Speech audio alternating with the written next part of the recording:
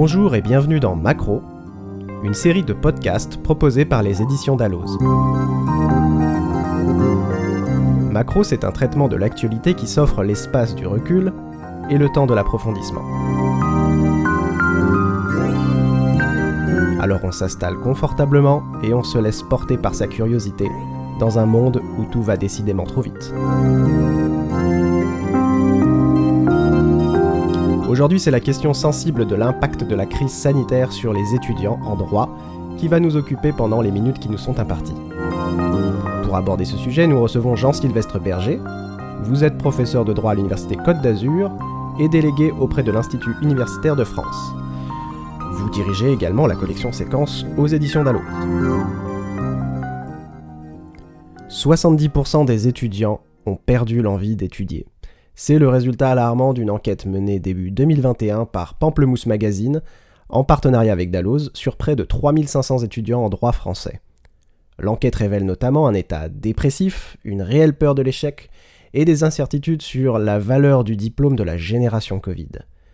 Plus inquiétant encore, un étudiant sur 5 avoue avoir eu des pensées suicidaires depuis le début de la crise sanitaire. Vous trouverez les résultats de l'enquête en détail dans la description de la vidéo. Donc, Monsieur Berger, tout d'abord, qu'est-ce que vous évoquent ces chiffres ? Merci Cyril pour cette première question. Permettez-moi d'abord de remercier les éditions Dalloz et vous féliciter pour l'organisation de ce type d'échange. Il est important, nous le savons tous, de rompre avec nos isolements respectifs et je suis content de pouvoir y contribuer, même si c'est de manière modeste. Vous me présentez des chiffres et vous me demandez ce qu'ils m'évoquent. Je vais d'abord vous répondre sous une formule un peu positive. Il m'évoque la nécessité absolue à l'université de nous retrouver en présentiel pour des échanges formels ou informels pendant les cours, entre les intercours pour les étudiants, avec leurs relations entre eux, avec leurs professeurs. Bref, il faut que l'on se voie. Ces précisions étant apportées, je voudrais d'abord essayer de rassurer les étudiants. Quand on me dit que on a peur de l'échec et notamment peur des incertitudes sur la valeur des diplômes, je dirais que c'est un état général qui n'est pas spécifique à la période que nous vivons. Il est tout à fait normal quand on est étudiant, quand on est en progression, que l'on se construit, d'avoir ce type de sensation. Il faut vivre avec, apprendre à surmonter ses peurs, ses inquiétudes et essayer de temporiser, c'est-à-dire pas tout ramener à la situation actuelle telle qu'elle existe. Quand vous parlez de solitude, que vous parlez d'idées noires et de découragement, là encore, il faut regarder les choses telles qu'elles sont. Elles sont largement aggravées par la situation et je comprends très bien ces ressentis des uns et des autres. Il faut absolument essayer de surmonter cet état de difficulté en essayant d'aller chercher de nouvelles ressources, de nouvelles manières de faire. Nous ne pouvons pas modifier la situation telle qu'elle est en ce moment, en tout cas à notre niveau. Nous ne pouvons pas promettre que des jours définitivement meilleurs arriveront demain, mais nous pouvons imaginer d'autres manières de faire. Et c'est le message que je voudrais faire passer aux étudiants. Imaginez que vous pouvez faire autrement en dépit de l'ensemble des contraintes qui pèsent actuellement sur vous. Sachez que votre environnement universitaire est bienveillant. Je prendrai qu'un point d'illustration. Vous parlez de la peur de l'échec. Les résultats des examens, et en particulier, pour ne parler que de ceci, de ce semestre, premier semestre, où nous avons été confinés, donc éloignés depuis le début du mois de novembre, montrent qu'ils ne sont pas catastrophiques, loin s'en faut. Vos enseignants se sont adaptés aux contraintes qui sont les vôtres.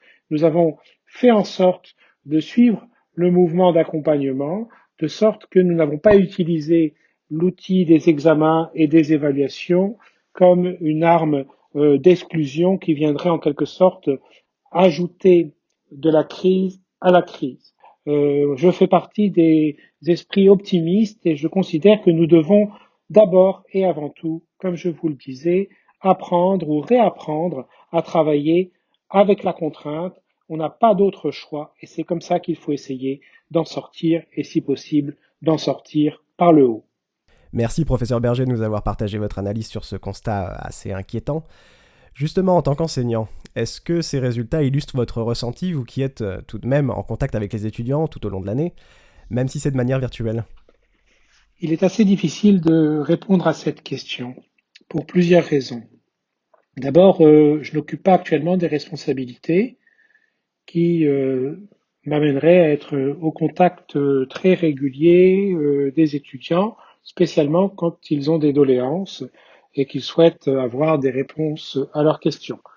Je ne suis pas responsable d'un diplôme, je ne suis pas bien sûr doyen de ma faculté, pas responsable d'un département, je suis enseignant-chercheur et donc j'ai un contact direct, ou en tout cas par les voies qui sont les nôtres actuellement, notamment par Zoom avec les étudiants, mais je ne suis pas spécialement exposé à répondre à leurs questions.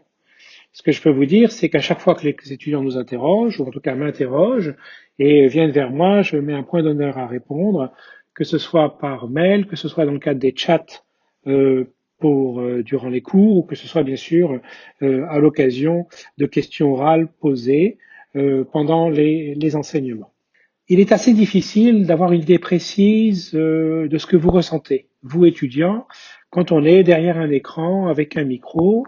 Beaucoup d'entre vous n'allument pas nécessairement leur caméra pour des tas de raisons que l'on peut comprendre. Notamment, certains ne veulent pas montrer l'intimité de leur lieu de vie, ce qui est bien sûr compréhensible. Sachez néanmoins qu'on peut mettre des écrans virtuels qui peuvent permettre de préserver votre vie privée.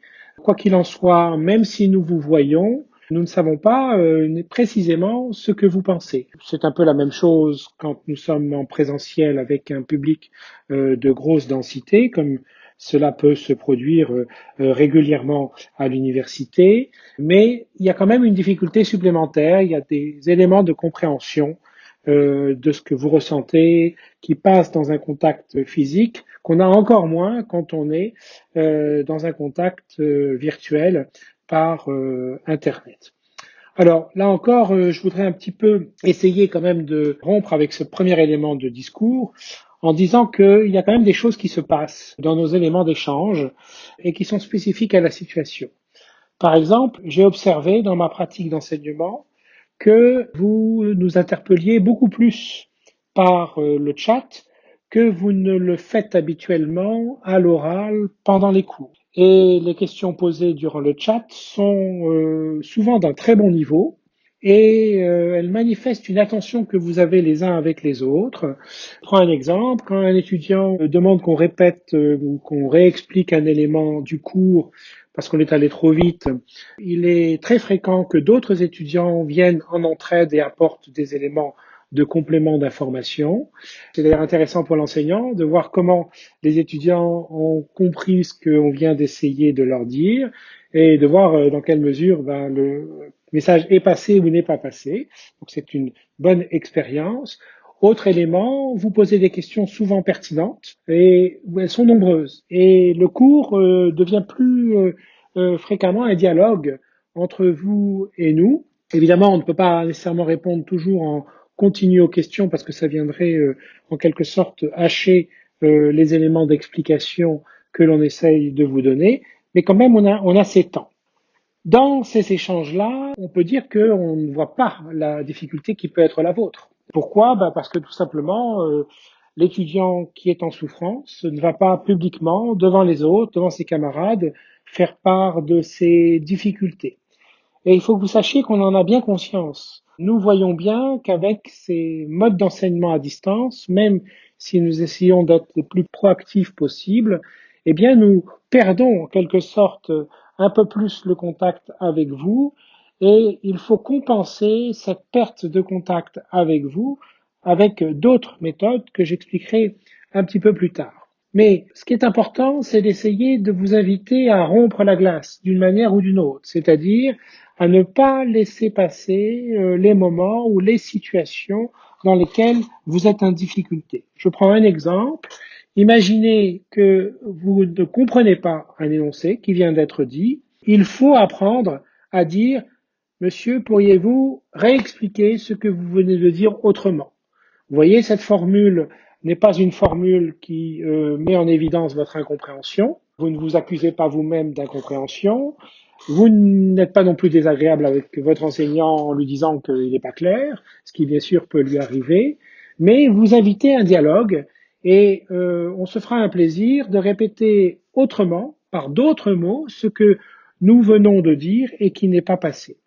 Il faut donc casser cet isolement et nous pouvons essayer de le faire dans des petits groupes quand on est en cours de Master 2 par exemple, en essayant de vous interpeller nommément. Dès qu'on est dans des configurations avec plus d'une centaine d'étudiants, ça devient très compliqué de vous interpeller individuellement, surtout qu'on ne veut pas donner l'impression qu'on vous agresse. Et donc, il faut que vous entriez dans un jeu de discussion, c'est-à-dire que vous-même, vous trouviez des formules qui permettent de remettre du dialogue là où de la distance s'installe entre nous. Alors maintenant que nous avons dressé un état des lieux de la situation, comment pensez-vous que les conditions de travail pourraient être améliorées? Et je pense plus précisément aux cours à distance. Je crois qu'il faut vraiment qu'on imagine d'autres manières de faire. Le cours en amphi, en présentiel, a ses avantages et ses inconvénients. Maintenant que nous en sommes privés, nous voyons bien les avantages qui nous manquent, en particulier les possibilités d'échange avec vous, entre vous, ça c'est très important, évidemment. Et il faut essayer donc de compenser ces pertes en essayant de nous appuyer sur un certain nombre de gains. Les outils Moodle offrent des possibilités infinies. C'est vraiment un outil qui est très bien fait. Je précise que Moodle est la plateforme de communication utilisée par mon université pour l'ensemble des sessions d'enseignement et en particulier d'enseignement à distance ou d'enseignement hybride. Il faut donc essayer d'explorer tous les outils qui se présentent, qui peuvent compenser cette perte de contact liée à notre éloignement respectif. On peut notamment imaginer de donner des contenus parallèles aux étudiants, c'est-à-dire soit par anticipation, soit après le cours.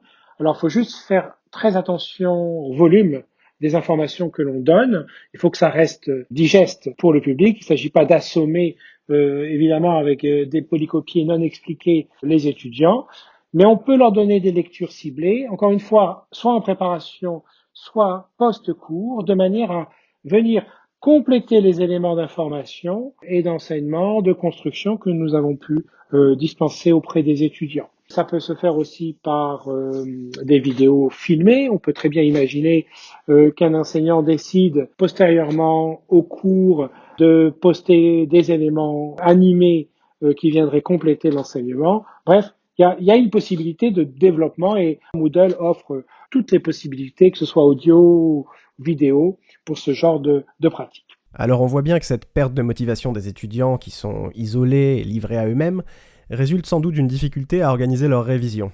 Je le rappelais en introduction, vous dirigez la collection Séquences aux éditions Dalloz, qui sont, pour synthétiser, des ouvrages basés sur une pédagogie innovante pour réviser chaque matière de manière séquencée, et vous êtes notamment l'auteur d'un mémento chez Dalloz, qui est l'introduction générale au droit. Donc à la lumière de votre expérience, quels conseils pouvez-vous donner aux étudiants qui nous écoutent pour optimiser leur révision? Au fond, Cyril, vous me demandez comment on peut essayer de conseiller les étudiants pour réviser, alors pas simplement leurs examens, mais réviser tout au long du semestre, préparer leurs travaux dirigés ou leurs enseignements de troisième cycle lui sont amenés à présenter le résultat de leur recherche ou de leur réflexion. Exactement. Il faut que vous sachiez que travailler seul chez soi et réfléchir par soi-même à un certain nombre de sujets, c'est un exercice qui n'est pas inné. On ne naît pas chercheur, solitaire, travaillant dans son laboratoire, on le devient. Et tous les enseignants que vous avez à l'université sont des enseignants chercheurs. Ce ne sont pas simplement des répétiteurs, ce n'est pas une critique que je fais à l'égard des répétiteurs, mais ils ne sont pas seulement répétiteurs, ils ne sont pas là pour répéter un contenu donné, ils sont aussi là pour l'étoffer de leur propre réflexion, de leur propre questionnement. Tout ça pour vous dire qu'un enseignant-chercheur qui travaille seul chez lui, il l'a appris à le faire. Et il l'a appris par un exercice difficile, qui est la thèse de doctorat, qu'il a réussi à surmonter, sinon il ne serait pas là. Et c'est le gage de sa capacité à réfléchir seul. Si je replace maintenant la difficulté de votre côté, vous êtes étudiant en première, deuxième année, troisième année, quatrième année, cinquième année, vous n'avez pas développé une telle aptitude à travailler seul, vous êtes confronté à des formes de solitude plus ou moins grandes, hein. Certains d'entre vous sont vraiment tout seuls, d'autres ont au moins un environnement immédiat qui est quand même enrichi. Alors, il faut que vous appreniez à travailler seul, sans pour autant faire une thèse. Certains d'entre vous feront peut-être une thèse de doctorat, mais c'est pas le sujet actuellement. Le sujet actuellement, c'est de surmonter la difficulté et de finir dans des conditions qui soient le plus correctes possible votre semestre et votre année. Alors, je vais vous donner quelques conseils. D'abord, je crois qu'il faut organiser sa journée.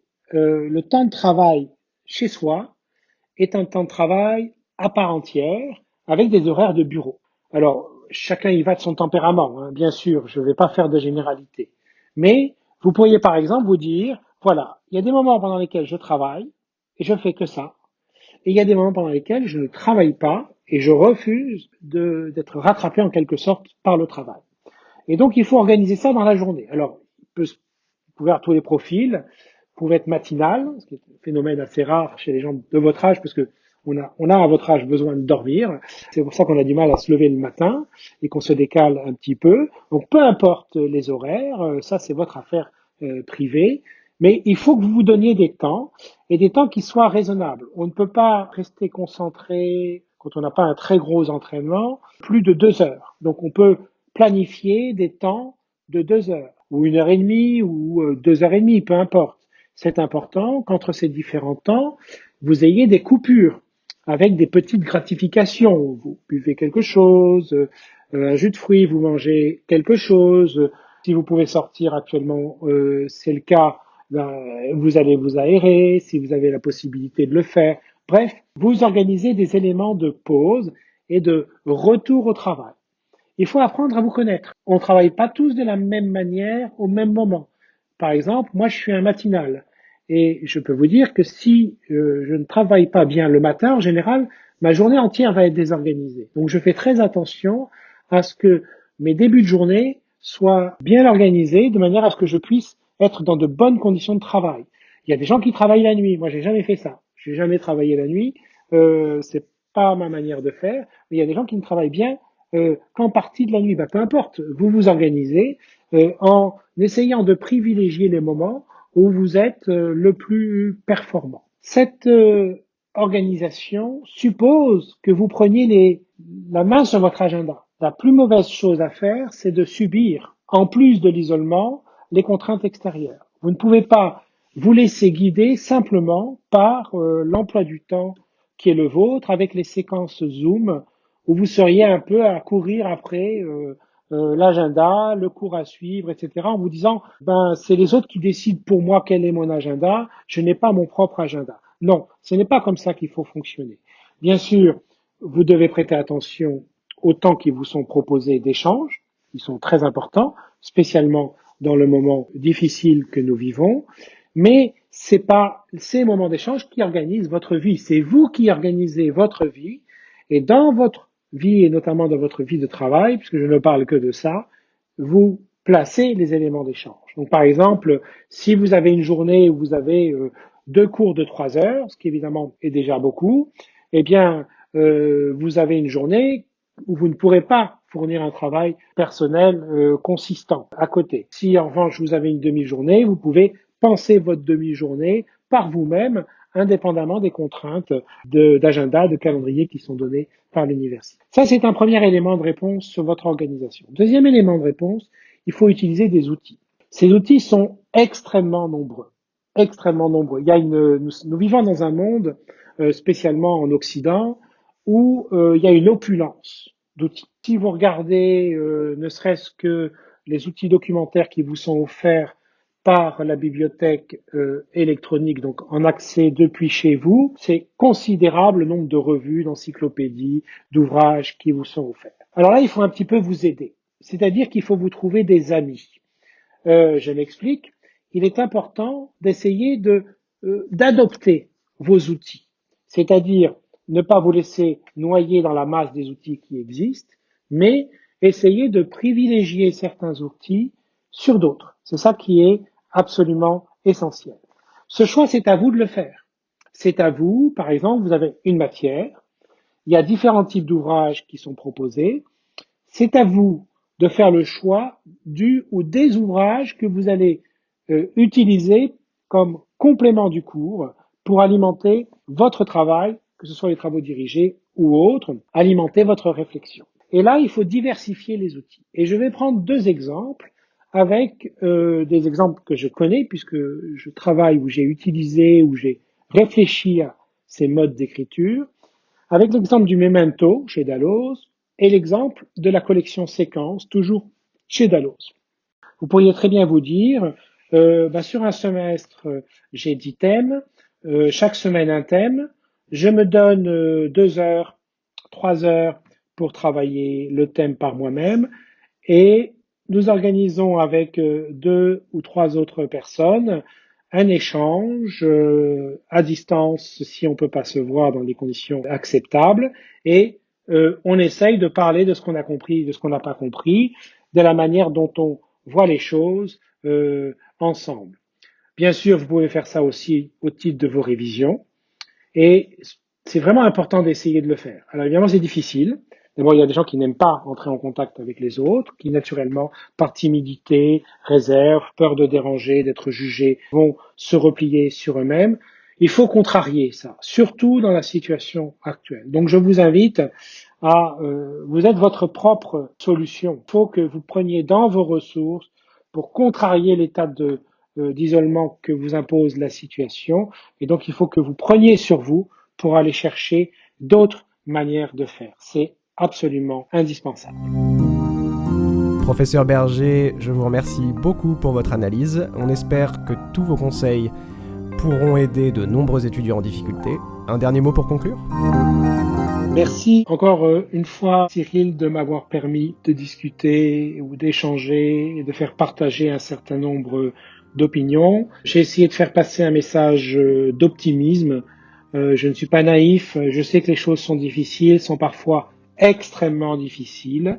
Il faut, plutôt que de se contenter de regretter la situation, il faut apprendre à vivre avec et essayer d'imaginer de nouvelles manières de faire pour essayer de sortir de l'état d'isolement dans lequel la situation peut nous conduire.